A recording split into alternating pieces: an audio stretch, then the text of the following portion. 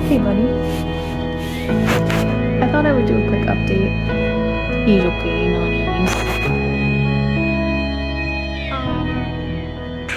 So I had physical therapy today, and I don't know. I feel like the outcomes are, in the end, they're good, but it just feels bad. I told her that I'm probably not going to be able to get surgery, endometriosis surgery, for a few more months because the new surgeon I'm seeing is booked out. And I was like, will that impact the work we're doing here? Like, should we pause? And I was like, also, I kind of feel like right now what I need more is PT for like POTS and hypermobility and TMJ, which in my mind, they're all related and connected. And she was like, well, actually, I was thinking I wanted to refer you to one of my colleagues, another physical therapist, who does also pelvic floor PT, but they can do rectal stuff. And my current one, she was like, I don't do that yet. So she was like, I think this person will be able to help you more, especially since my main symptom, aside from pain, is constipation.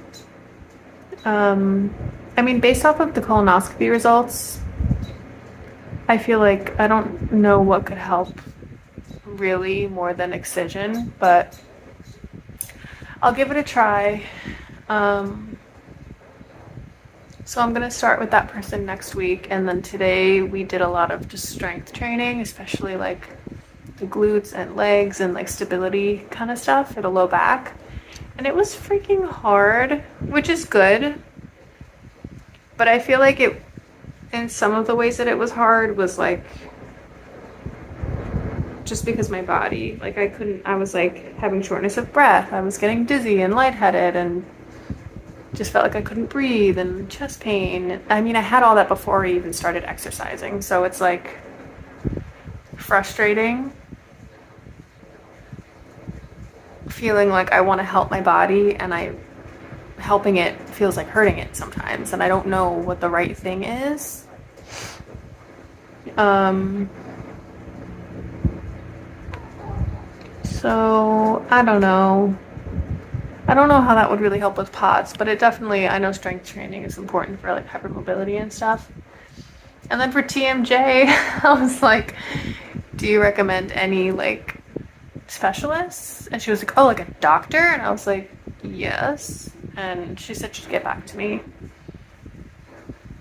I spent some time yesterday and today looking up TMJ specialists who do jaw Botox because I'm desperate at this point, and if 7 months of PT and 5 years of Invisalign haven't helped me, like, inject me with something. Normally I'm not like that, but I just need relief at this point, and then can make a game plan from a place of relief. But my baseline right now is just pain.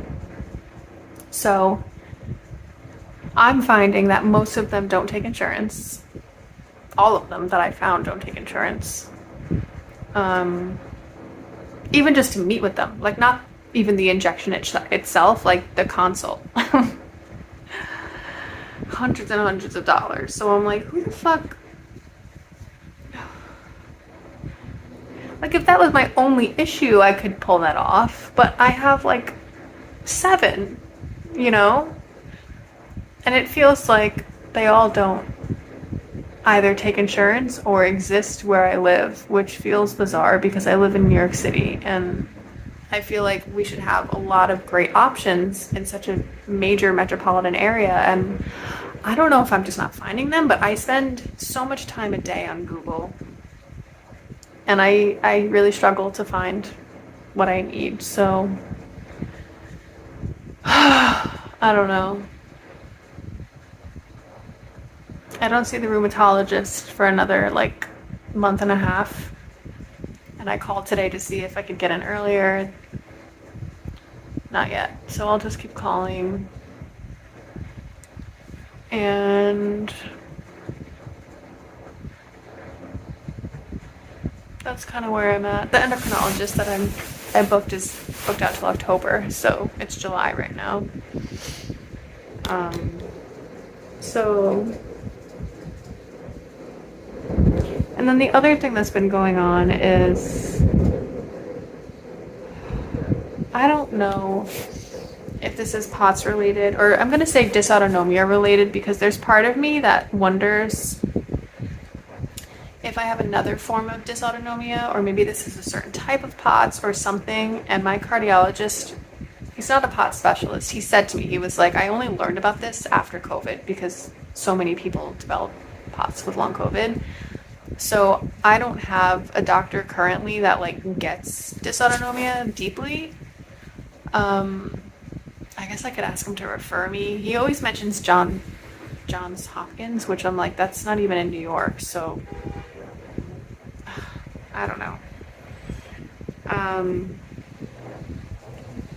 But every day this week, typically in the afternoon, like 2, 3 o'clock, but sometimes earlier, I start feeling like I can't breathe. I get chest pain, shortness of breath. I have to lay down. The littlest movement or talking or activity feels like so much effort. And my heart rate is super low, which is what's weird to me. So I checked it on my Aura Ring the other day in one of these episodes, which I thought was a POTS flare, and my heart rate was like 43. So I looked it up, and it looks like, I'm going to pronounce this wrong, but it looks like it was bradycardia or bradycardia.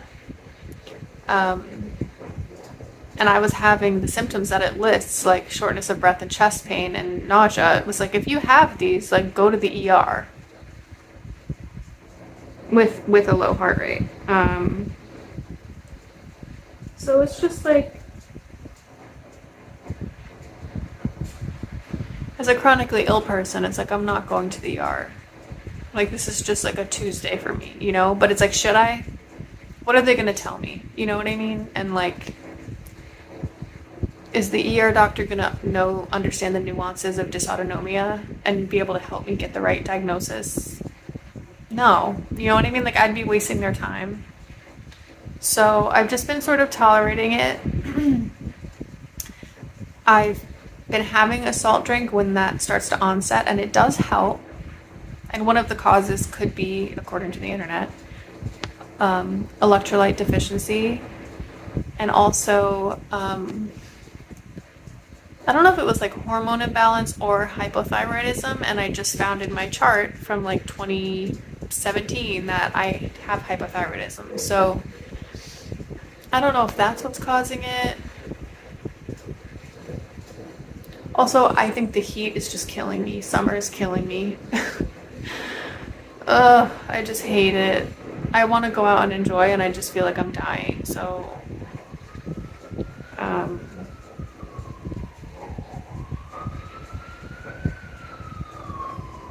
just so tired.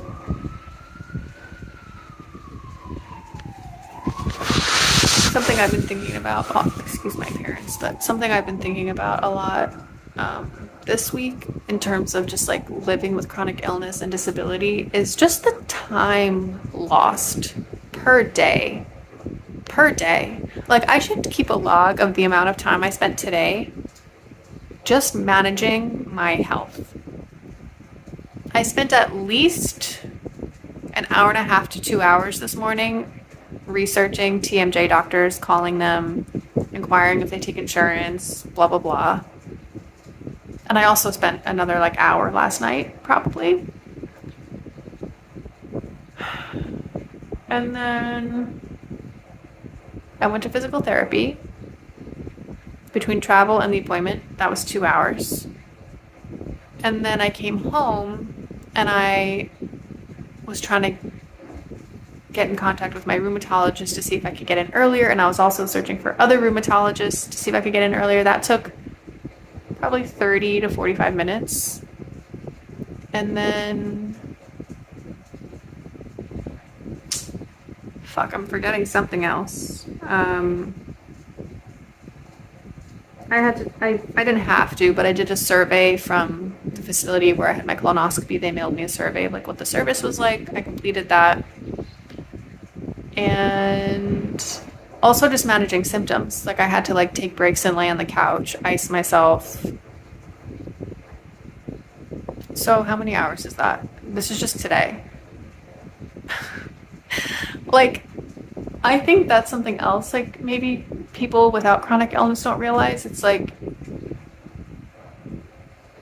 hard to live a normal life like that when that's your everyday. Like last year, when I was like in the depths of managing my brain injury, I would have sometimes two, three appointments a day while working, while living with symptoms.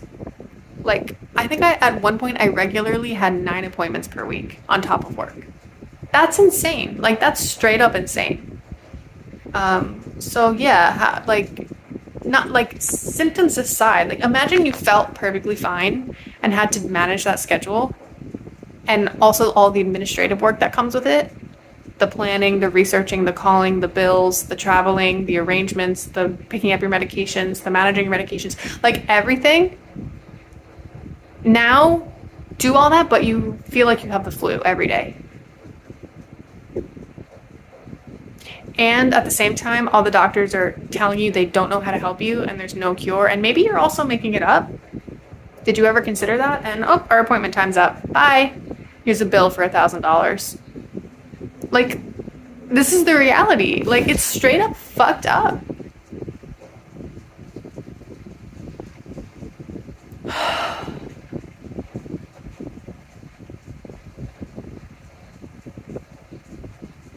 Sorry for ranting. Sorry, not sorry. I'm working on trying to express the feelings that come up with this existence, because trying to be positive and trying to act like it's fine and trying to be optimistic and just roll with the punches, and it's just like, no, like, feelings come up.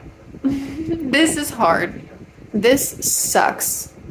This feels really unfair. And I'm angry. I'm angry that this is what I have to do with my life right now. I say that because I can't even think about this being forever or long term. Like, I need to get to a better spot. And I believe that I will. I think post-surgery I'll have a lot of relief. And then I can sort of focus again on POTS. And hopefully I'll have answers about hypermobility from there. I would love to have a physical therapist who can treat me holistically as a whole person instead of just one body part. Because if I'm only focusing on one, all the others are suffering. And that's how I feel right now. Like, I'm focusing so much on endo, but my POT symptoms are really what's fucking me every day. And hypermobility in my joints. So it's like once you finish dealing with one thing, the other ones are like, my turn. Like, I was just starting to feel better from my brain injury, and then like all this got worse.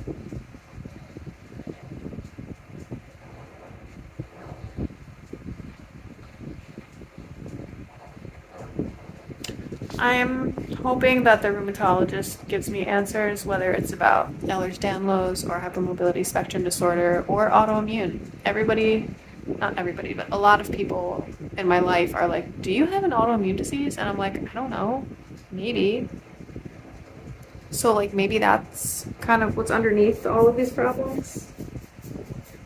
I don't know.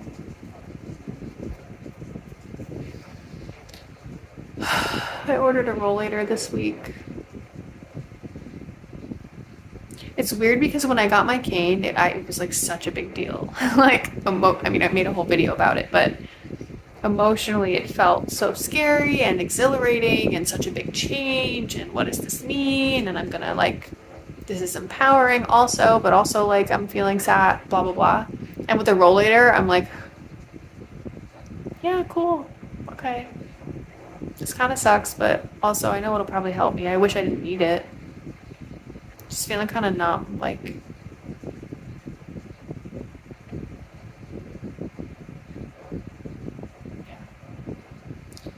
I met with one of my neighbors yesterday just to like hang out for a little bit. She's this funny, kind of older lady, but I feel like we just click, and she was sharing with me that she's gone through similar things. She had endo and fibroids, and she's got autoimmune diseases, and she's been dealing with this for decades. So it was really nice to just like talk with her about it. And she was kind of speaking to the way that this impacts your life and how you feel, like emotionally inside. And she was like, you don't even realize it, but you get this, like, not everybody, but I guess in her experience, like this low level depression that you just don't even notice, but it's there. And like, because you don't get to enjoy your life, you don't have the freedom to do the things that you want to do and be the person that you thought you would be. That doesn't mean that you can't like exhibit the qualities that you value in whatever situation you're in, of course. But like, you can't do the things that you want to, big and small, every day. And like that wears on you. And your sense of like your zest for life. I try to make the best of it. I try to find joy in the little things and plan things that I look forward to and enjoy simple things that I do have access to. I think if I didn't, I would go crazy.